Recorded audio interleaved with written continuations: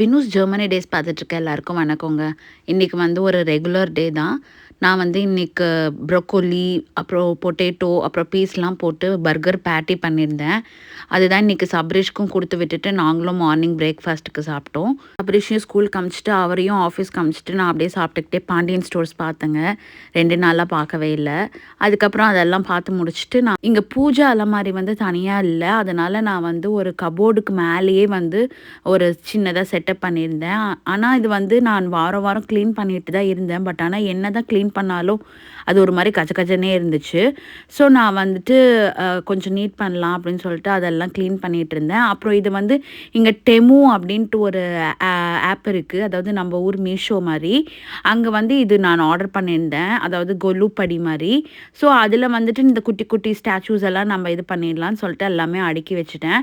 இப்போ பாருங்கள் எவ்வளோ நீட்டாக இருக்குது. ஒரே பக்கமாக போயிடுச்சு அது.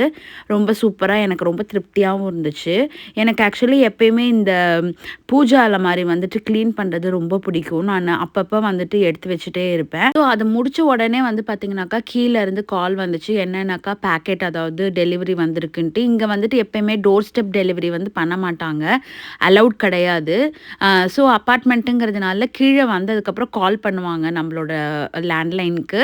ஸோ அங்கேருந்து நம்ம கீழே வரோன்னு சொல்லணும். இல்லைனாக்கா நம்ம இல்லை அப்படின்னாக்கா நம்ம அதில் ரெக்வெஸ்ட் கொடுத்துருக்கணும்.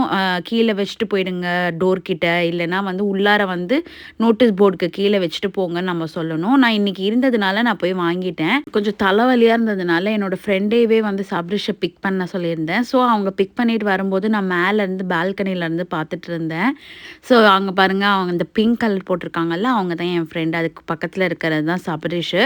ஸோ வந்து எப்பயுமே வந்து நான் போய் கூட்டிகிட்டு வந்துடுவேன். பட் ஆனால் எனக்கு ரொம்ப டயர்டாக இருந்தது, தலைவலியாக இருந்ததுன்னு அவங்கள கூட்டிகிட்டு வர சொன்னேன். இந்த பர்டிகுலர் சிக்னல் வந்து பார்த்திங்கனாக்கா ரொம்ப ட்ரிக்கியாக இருக்கும். அதனால் நான் அவனை தனியாக வர சொல்ல மாட்டேன் எப்பயுமே.